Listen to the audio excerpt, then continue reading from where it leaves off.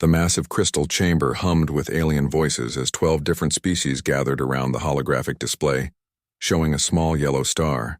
Commander Vexistar of the Zephyrian Empire stood nearly 8 feet tall, his scaled green skin reflecting the chamber's blue light as he pointed one clawed finger at the third planet, orbiting that distant sun. "The humans are advancing too quickly," Vexistar said, his voice carrying the authority of 3 centuries of military command. "Our monitoring stations report they have developed new forms of energy manipulation that should be impossible according to established physics." Counselor Thane, an elderly Zephyrian with silver scales that marked his age and wisdom, dismissed the concern with a wave of his hand. "They are barely evolved primates who stumbled into space travel 200 years ago. Their first attempt at faster-than-light travel destroyed half of their own planet's moon. These creatures pose no threat to the galactic hegemony." The other alien representatives murmured their agreement. The insectoid Kythera clicked their mandibles in what passed for laughter among their species. The floating energy beings known as the Void Speakers pulsed with amused colors. To them, humanity was nothing more than an interesting science experiment gone wrong. Far across the galaxy, Captain Jake Morrison stood on the observation deck of Earth's primary defense station, watching the stars through reinforced transparent aluminum. He was a man in his early 40s with graying hair at his temples and tired eyes that had seen too many years of watching alien ships patrol the edges of human space. His uniform bore the insignia of the Earth Defense Force, but everyone knew their weapons were primitive compared to what lurked beyond the quarantine boundary. One of their monitoring posts just went dark, reported Lieutenant Collins from the communications station behind him. "That makes 7 this month." Morrison turned away from the stars. The young officer looked nervous, which was understandable given their situation. Earth had been trapped in its own solar system for 2 centuries, forbidden from venturing beyond by alien overlords who treated humanity like dangerous animals in a cage. "Any pattern to the failures?" Morrison asked. "They all seem to malfunction when our deep space research vessels pass nearby," Collins replied. "Dr. Rodriguez thinks it might be some kind of interference from our new quantum experiments." In her laboratory 3 levels below, Dr. Elena Rodriguez was hunched over a collection of stolen alien technology that Earth's intelligence services had managed to acquire over the decades. She was a brilliant woman in her 30s with dark hair tied back in a practical ponytail and hands that moved with the precision of someone who had spent years taking apart impossible machines. The alien devices spread across her workbench should have been beyond human understanding, but Elena had discovered something the aliens never expected. Human brains worked differently from other species. Where alien minds thought in linear patterns, humans could make intuitive leaps that seemed random, but often led to breakthrough discoveries. "Computer, play back the intercepted transmission from 3 days ago," she said to the air. The laboratory filled with alien voices speaking in the clicking musical language of the hegemony. Elena had spent 5 years learning their language by analyzing thousands of hours of communications, and what she heard made her blood run cold. The aliens were discussing something they called cascade failures happening across their territory. Entire planets were experiencing technological breakdowns that their best scientists could not explain. The failures seemed random, but Elena noticed a pattern the aliens had missed. Every breakdown happened in regions of space where the hegemony had previously detected what they called quantum anomalies. Elena pulled up a star chart showing the locations of the failures. Then she overlaid it with data from Earth's deep space monitoring network. The correlation was undeniable. Every alien system failure occurred in areas where Earth's experimental quantum drives had been tested, even though those tests had happened months or years earlier. "My God," she whispered. "We're not just interfering with their technology. We're rewriting the fundamental laws of physics wherever we go." Admiral Sam Carter arrived at Morrison Station 2 hours later. He was a man in his 50s with silver hair and the kind of steady presence that came from decades of military leadership. Carter had been planning Earth's defense strategies since the quarantine began, but tonight he carried himself differently. There was something in his eyes that Morrison had never seen before. Hope. "Walk with me, Captain," Carter said. They moved through the station's corridors in silence until they reached a secure briefing room that Carter sealed with his personal access codes. Once they were alone, The Admiral activated a holographic display showing technical specifications that made Morrison's eyes widen. "This is impossible," Morrison said, staring at the blueprints for what appeared to be a faster-than-light drive unlike anything Earth had ever built. "That's what the aliens think too," Carter replied. Dr. Rodriguez's analysis suggests that human technology operates on principles the hegemony considers theoretically impossible. We've been approaching physics from a completely different angle than every other species in the galaxy. The display showed test results from a prototype vessel that had somehow achieved faster-than-light travel without using any of the standard alien technologies. Instead of bending space-time like hegemony ships, the human design appeared to tunnel through quantum barriers that other species didn't even know existed. "How long have you been working on this?" Morrison asked. 15 years, Carter admitted. "Ever since we captured our first intact alien monitoring probe. We reverse-engineered their technology and discovered something remarkable. Their ships use principles that are fundamentally incompatible with human engineering. When our technology encounters theirs, their systems simply stop working." Morrison studied the data more carefully. The implications were staggering. If Carter was right, then every human ship equipped with quantum drive technology would be invisible to alien sensors and immune to their weapons. The species that had kept humanity trapped for 2 centuries had unknowingly created their own worst nightmare. "The first full-scale test is scheduled for next week," Carter continued. "If it works, the quarantine becomes meaningless. We'll be able to travel anywhere in the galaxy, and there won't be anything they can do to stop us." As if summoned by their conversation, Ambassador Lisa Walsh's image appeared on the communication screen. She was broadcasting from the neutral station where Earth maintained its limited diplomatic contact with the hegemony. Her face was pale with fear. "Admiral Carter, you need to see this," she said without preamble. "The Hegemony Council just declared humanity a potential Class 5 threat. They're mobilizing invasion fleets from all 12 member species. We have perhaps 6 months before they arrive to eliminate what they're calling the quantum anomaly." Carter and Morrison exchanged glances.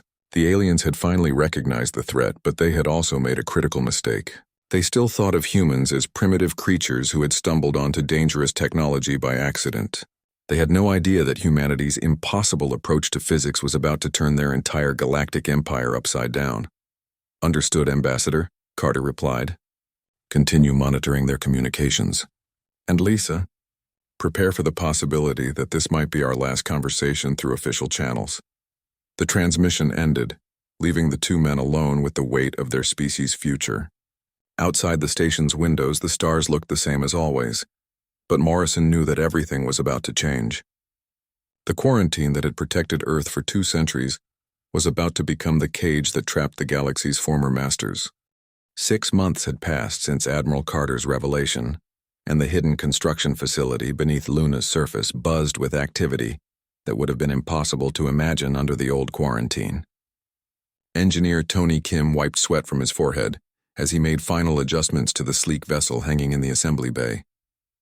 The ship looked nothing like the bulky human vessels of the past or the crystalline alien designs that patrolled beyond the solar system. "Liberty's Edge is ready for her maiden voyage," Tony announced to the gathered team of scientists and military personnel. The ship was smaller than traditional Earth vessels but packed with technology that existed nowhere else in the galaxy. Its hull incorporated quantum field generators that could phase the entire vessel in and out of normal space-time. Lieutenant Amy Foster stepped forward to examine her new command. She was a skilled pilot in her late 20s, with steady hands and nerves that had been tested in countless training simulations. Her job was simple in theory but terrifying in practice. Take humanity's first quantum drive ship beyond the quarantine boundary, and see what happened when human technology met alien space. The phase jump drive is completely different from anything we've built before, Dr. Chris Bennett explained as he led the team through the ship's systems. Bennett was a theoretical physicist who had spent years studying the quantum interference phenomenon that Dr. Rodriguez had discovered. "Instead of bending space like alien ships do, we tunnel through quantum barriers that other species can't even detect." Captain Morrison watched the preparations with mixed feelings. Earth's entire future depended on this test flight, but they were essentially sending Amy into unknown territory with technology that might work perfectly or might tear her ship apart at the quantum level. The aliens had made it clear that any human vessel detected beyond the quarantine boundary would be destroyed without warning.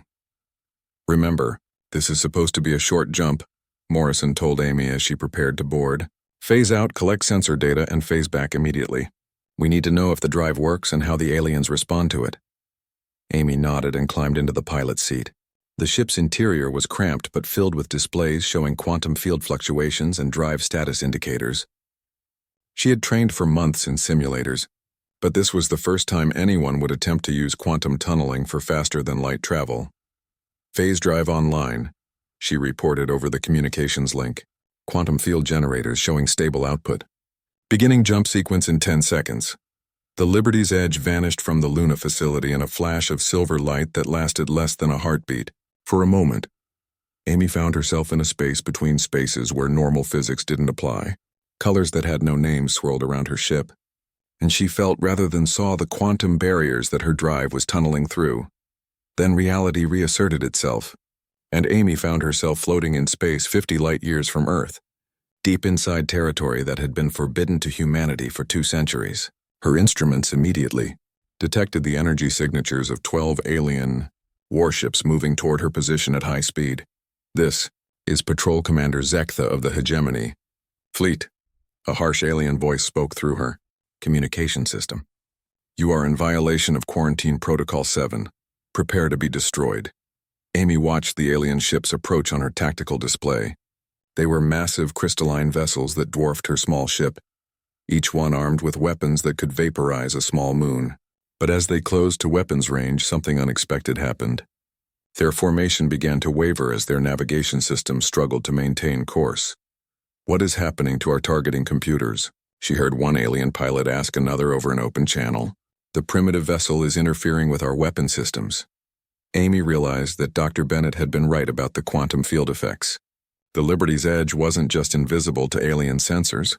It was actively disrupting their technology simply by existing in the same space. The aliens' advanced weapons couldn't lock onto a target that existed partially outside normal spacetime. "Impossible," Commander Zektha declared. "No primitive species possesses technology that can interfere with hegemony systems. This must be some kind of trap." The alien ships tried to surround Amy's vessel, but their coordination was breaking down as their computer networks struggled to compensate for the quantum interference. 2 of the ships actually collided when their navigation systems provided conflicting data about each other's positions. Amy activated her ship's scanning systems and was amazed by what she discovered. The alien vessels were incredibly advanced by human standards, but they were also incredibly uniform. Every ship used the same basic design principles, the same energy systems, the same computer networks. The hegemony had achieved technological perfection centuries ago and then stopped innovating. "Liberty's Edge to Earth control," she transmitted back to the hidden lunar facility. "The aliens can't touch me. Their entire fleet is built on technology that can't adapt to quantum field disruption. I'm downloading their technical specifications now." Back on Luna, Dr. Bennett watched the incoming data with growing excitement. The alien ships weren't just vulnerable to human quantum technology. They were completely helpless against it. Their shields couldn't deflect weapons that phased through normal space. Their sensors couldn't track ships that existed partially outside reality, and their computer systems crashed when exposed to quantum field fluctuations. "My God," Bennett whispered. "They've been using the same technological foundation for over 1,000 years. They achieved galactic dominance and then became complacent. They never imagined that someone might develop a completely different approach to physics." Commander Zektha was growing desperate as his ships continued to malfunction around the small human vessel. His weapons wouldn't fire, his shields were failing, and his navigation systems kept reporting impossible readings. The primitive species that his people had dismissed as barely evolved animals had somehow developed technology that made his advanced fleet look like children's toys. "All ships, retreat to minimum safe distance," he ordered. "We need to report this anomaly to Hegemony Command immediately." Amy watched the alien ships pull back, their formation still disrupted by the quantum interference her ship generated. She had enough sensor data to keep Earth scientists busy for years, and she had proven that human technology gave them an unprecedented advantage over their former captors. "Beginning return jump to Earth," she announced. The Liberty's Edge phased back into quantum space, leaving the confused alien patrol behind. When Amy materialized back in the Luna facility, she found Admiral Carter and the entire research team waiting for her. The implications of her successful mission were staggering. Humanity wasn't just ready to break free from the quarantine, they were ready to challenge the entire galactic order. The aliens declared us a Class 5 threat, Carter told the assembled group. They're mobilizing an invasion fleet that will arrive in 6 months. But thanks to what we learned today, I think they're about to discover that they picked a fight with the wrong species, Tony. Kim was already making notes for improvements to the quantum drive design. Dr. Bennett was analyzing the alien technical data with the excitement of a man who had just discovered the keys to the galaxy. And Amy Foster was preparing for the possibility that her next flight might be leading humanity's first interstellar fleet. The quarantine was over, whether the aliens knew it or not.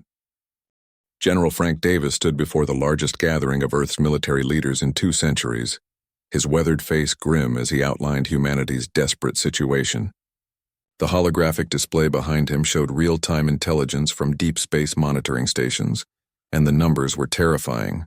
Over 2,000 alien warships from all 12 hegemony species were converging on human space, representing the largest invasion force in galactic history.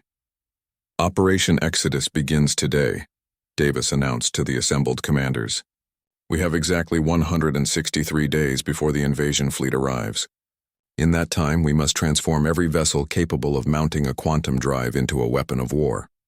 Captain Nina Brooks listened from the front row, knowing that her small squadron of reconnaissance ships would soon become humanity's eyes and ears in the coming conflict. She was a veteran pilot in her 30s with sharp instincts and the kind of tactical mind that could see patterns where others saw chaos.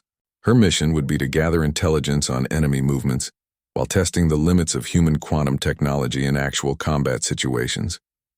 Across the solar system, conversion teams worked around the clock to retrofit civilian vessels with phase jump drives and quantum field generators. Mining ships designed to harvest asteroids were equipped with weapons systems that could phase through alien shields. Research vessels built for scientific exploration received stealth modifications that made them invisible to hegemony sensors.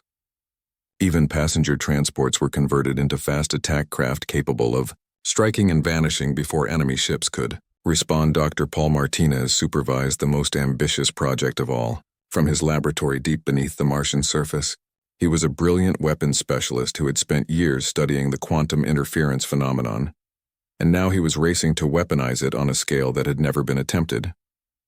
The disruption array he was designing would create quantum field fluctuations across vast distances, turning space itself into a weapon against alien technology. The key is resonance frequency, Martinez explained to his team of engineers as they assembled the massive satellite components. Every alien ship uses the same basic power distribution network. If we can broadcast the right quantum signature, we can cause cascade failures that spread from ship to ship throughout their entire fleet. The first field test exceeded even Martinez's wildest expectations. When they activated a small prototype array near a captured alien probe, the device didn't just shut down, it actually began to overload. The alien power core became unstable and would have exploded if they hadn't quickly deactivated the quantum field. The implications were staggering. Human technology could not only disable alien systems, it could turn them into bombs.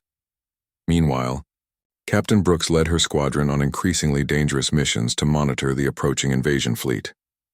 Her 5 ships used their quantum drives to phase in and out of normal space, appearing near enemy formations just long enough to gather intelligence before vanishing again. What they discovered confirmed humanity's worst fears and greatest hopes. The aliens are bringing everything they have, Brooks reported during a secured transmission from deep space. I count ships from all 12 member species, including vessel types we've never seen before. But they're flying in perfect formation like they're heading to a parade instead of a war. The alien fleet's behavior revealed the fundamental arrogance that had defined hegemony thinking for centuries.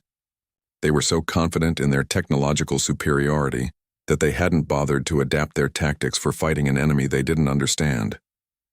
Their ships maintained standard spacing that would be perfect for human quantum weapons, and their communication networks were completely unencrypted because they couldn't imagine primitive humans breaking their codes.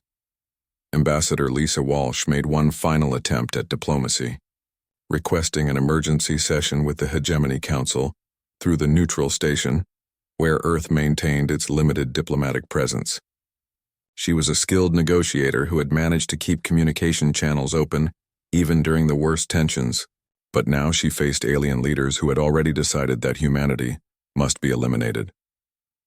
The Earth government offers to share our quantum drive technology in exchange for peaceful coexistence, Walsh proposed to the assembled alien representatives. Our research could benefit all species in the galaxy. Commander Vextar's response was swift and brutal. Primitive species do not negotiate with their superiors.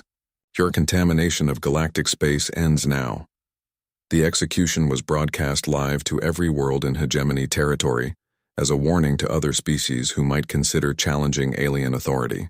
Walsh died with dignity. Her final words a defiant declaration that humanity would never surrender to tyranny. Her death galvanized Earth's population and eliminated any remaining hope for a peaceful resolution. Back in the solar system, General Davis activated the final phase of Operation Exodus. Hidden bases throughout the asteroid belt came online, their quantum signatures masked by natural mineral interference that alien sensors couldn't penetrate.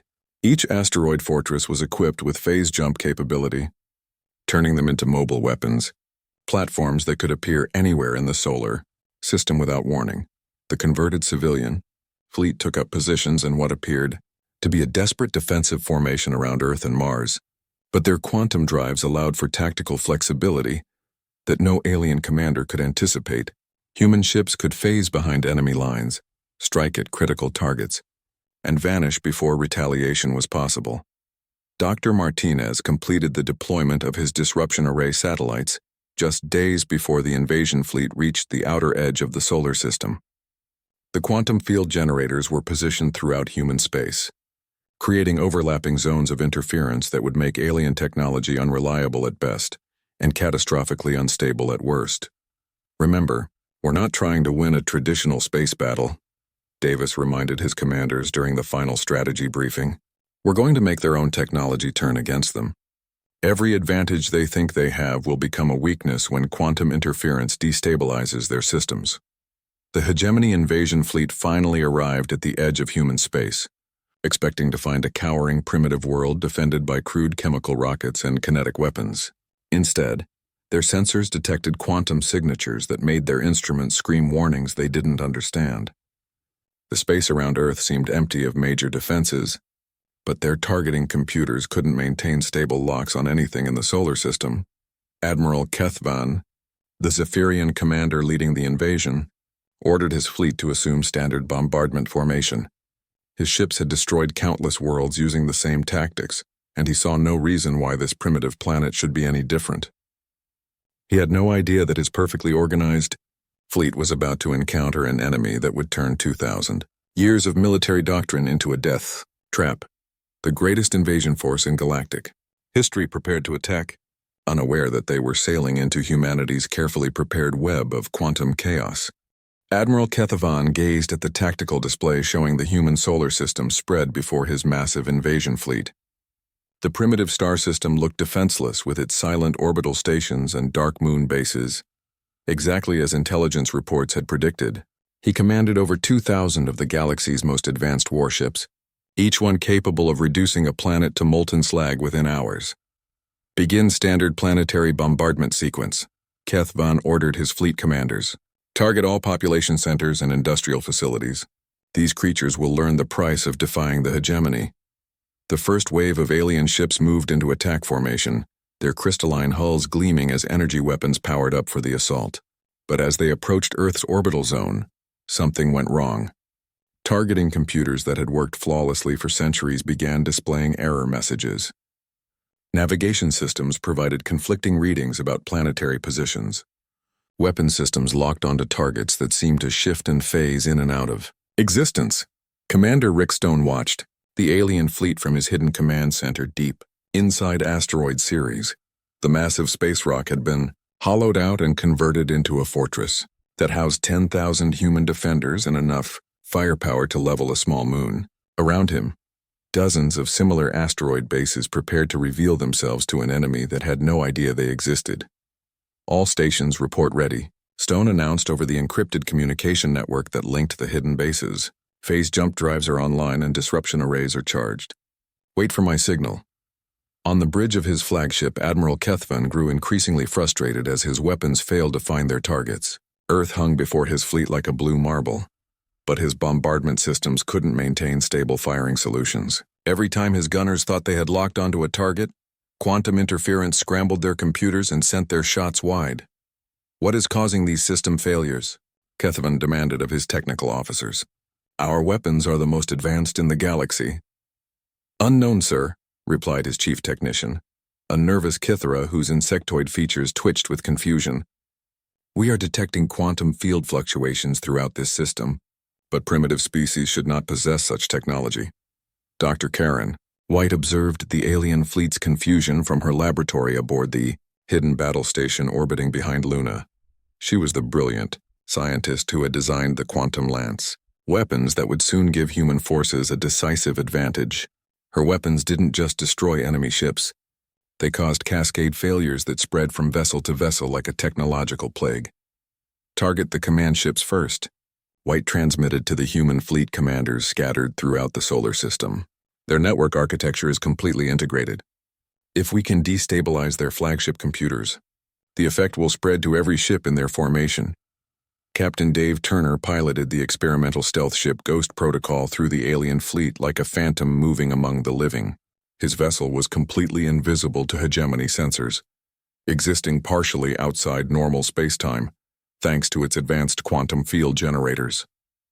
Turner's mission was perhaps the most dangerous of all: infiltrate the enemy command ship and plant a quantum disruption device that would cripple their entire fleet.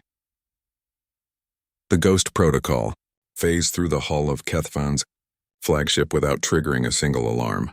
Turner found himself in corridors filled with alien technology that hummed with energy patterns his ship's computers could barely analyze.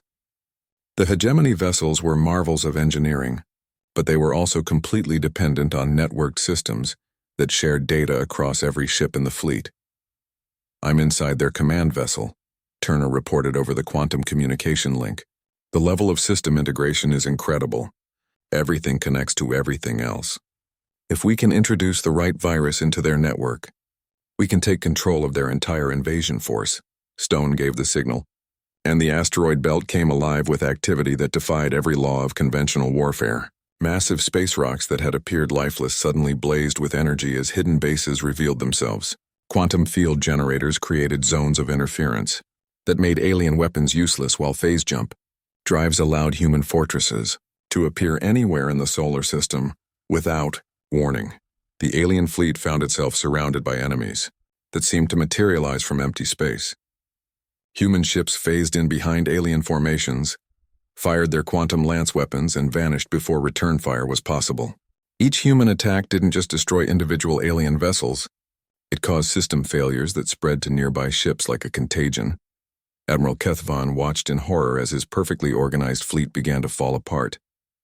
Ships collided when their navigation systems provided false data. Weapons fired on their own vessels when targeting computers identified friendly ships as hostile. Communication networks crashed as quantum interference overwhelmed their processors. This is impossible, Kethvan declared as another squadron of his ships went dark. No primitive species could possess technology that negates our defenses. Turner found what he was looking for in the command ship's central computer core, a quantum interface point that connected the flagship to every other vessel in the fleet. He carefully placed Dr. White's specially designed virus package into the system and activated it. The device began broadcasting quantum interference patterns that were perfectly tuned to destabilize hegemony computer networks. The effect was immediate and catastrophic. Across the entire invasion fleet, ships began losing power as their integrated systems turned against each other. Weapons that had conquered 1,000 worlds became useless metal as their targeting computers crashed. Shields that had never been penetrated collapsed as their power distribution networks failed. Human forces pressed their advantage with ruthless efficiency. Captain Brooks led her squadron in hit-and-run attacks that targeted alien ships already weakened by quantum interference. Commander Stone's asteroid fortresses appeared throughout the alien formation, their weapons tearing apart vessels that couldn't defend themselves. All ships, retreat to minimum safe distance, Kethvan ordered, But even his communication systems were failing. Half his fleet couldn't receive the order, and the other half couldn't execute it because their navigation computers had crashed. What had begun as the largest invasion in galactic history became a rout as human forces systematically dismantled the alien fleet.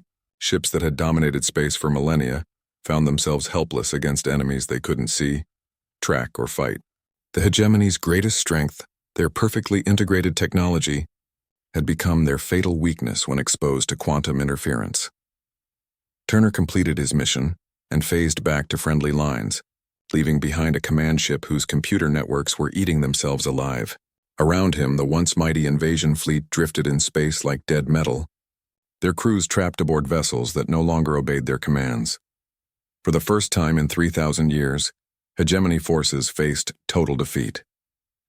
1 year after the failed invasion, President Mary Johnson stood before the United Nations Assembly in New York, addressing not just the people of Earth but representatives from dozens of alien species who had come seeking humanity's protection.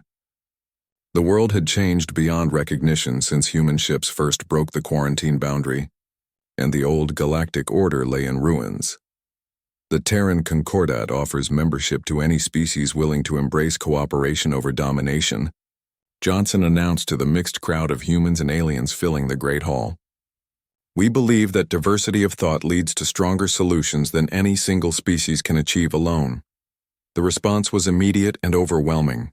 6 of the 12 former hegemony species had already surrendered unconditionally after witnessing what human technology could do to their fleets. 3 others had fled to distant sectors of the galaxy, hoping to rebuild their civilizations far from human space. 2 species had actively requested to join the new human-led coalition, bringing with them resources and knowledge that complemented Earth's quantum technologies. Admiral Joe Harris supervised the integration of alien volunteers into human fleets from his command center aboard the massive space station that now orbited where the hegemony's greatest fortress had once stood. The station was built using a combination of human quantum engineering and alien construction techniques, creating something that surpassed anything either side could have achieved alone. The joint training exercises are exceeding all expectations, Harris reported to President Johnson during their weekly briefing. When we combine alien engineering precision with human innovation, the results are remarkable. Our new hybrid ships can travel faster than anything the old hegemony ever built. Dr. Susan Taylor led diplomatic missions to former hegemony worlds, finding that many alien populations welcomed human leadership after centuries of stagnation under the old regime. She was a skilled negotiator who understood that lasting peace required more than military victory. The new galactic order had to offer something better than what came before. The Zephyrians on Kepler 442b have agreed to share their metallurgy secrets in exchange for quantum drive technology. Taylor reported from her latest mission. Their population is actually celebrating the end of hegemony rule. Apparently, their own government had become so rigid that innovation was literally forbidden. The contrast between old and new thinking was stark wherever Taylor traveled. Under hegemony rule, each species had been locked into specific roles that never changed. The Zephyrians built ships, the Cathara managed communications, the Void Speakers handled energy systems. No one was allowed to experiment with technologies outside their designated specialty. Human leadership encouraged exactly the opposite approach. Captain Alex Rivera led exploration missions to the galaxy's outer rim, making contact with dozens of species that the hegemony had either ignored or suppressed. These forgotten civilizations provided crucial intelligence about galactics, history, and revealed technologies that had been lost. When the hegemony centralized all research, you won't believe what we found. On Tau Ceti 7, Rivera transmitted from his exploration vessel an entire species that developed organic computing systems 3,000 years ago. The hegemony classified them as primitive because their technology doesn't use crystals or metal, but their biocomputers are actually more advanced than anything we've seen. The discoveries kept coming as human explorers ventured into regions of space that had been off-limits under the old regime. Species that the hegemony had dismissed as backwards turned out to possess sophisticated technologies that simply operated on different principles. The galaxy was far more diverse and innovative than the rigid alien empire had ever allowed. But the most significant discovery came from Dr. Elena Rodriguez, who now directed the Galactic Archaeological Survey from her research facility on Mars. Her team had been investigating ancient ruins scattered across dozens of worlds, trying to understand how galactic civilization had developed over millions of years.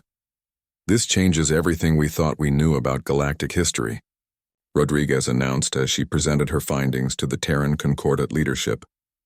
"The hegemony wasn't the first galactic empire. We've found evidence of at least 3 previous civilizations that rose and fell over the past million years." The ruins told a story that explained why human technology had been so effective against hegemony systems. Every galactic empire eventually reached a point where technological perfection led to stagnation. They became so confident in their superiority that they stopped innovating, making them vulnerable to younger species that approached problems from completely different angles. "The cycle repeats every few 100,000 years," Rodriguez explained. "A new species develops revolutionary technology that makes the old empire obsolete. They rise to dominance, achieve technological perfection, become complacent, and eventually fall to the next innovators." The implications were sobering. Humanity had defeated the hegemony not through superior firepower, but because human thinking operated outside the patterns that alien minds had followed for centuries. But if the historical pattern held true, humanity itself would eventually face the same challenge from some future species. President Johnson understood the lesson and made it the foundation of Concordat policy. Instead of trying to maintain human dominance through force, Earth actively encouraged innovation from all member species. Research facilities were established where humans and aliens worked together on projects that neither side could complete alone. The former hegemony capital world of Zephyr Prime became a symbol of the new order. Where once rigid alien hierarchies had stifled creativity, now mixed teams of researchers from dozens of species worked on everything from faster-than-light communications to biological engineering. The planet buzzed with the kind of innovative energy that hadn't been seen in the galaxy for millennia. Admiral Harris received reports from patrol fleets scattered across human space, and the news was consistently positive. Former hegemony territories were experiencing technological renaissances as species that had been suppressed for centuries finally had the freedom to develop their unique capabilities. But Rodriguez's archaeological teams had made one more discovery that she shared only with President Johnson and the Concordat's inner circle. Deep in the galaxy's outer rim, they had detected energy signatures that suggested another young species was developing technologies that might one day challenge even human quantum drives. The cycle continues, Rodriguez told Johnson during a private meeting in the presidential office. "Somewhere out there, another species is taking their first steps toward revolutionizing galactic civilization. When they're ready, they'll come looking for us just like we went looking for the hegemony." Johnson smiled as she looked out at the stars through her office window. Earth's children now traveled among those distant suns, building alliances and sharing knowledge with species that had never dreamed of freedom under alien rule. Humanity had learned the lesson that the hegemony missed. True strength came not from dominating others, but from helping them achieve their own potential. "Then we'll be ready to welcome them," Johnson replied. "And maybe this time the galaxy can change without a war."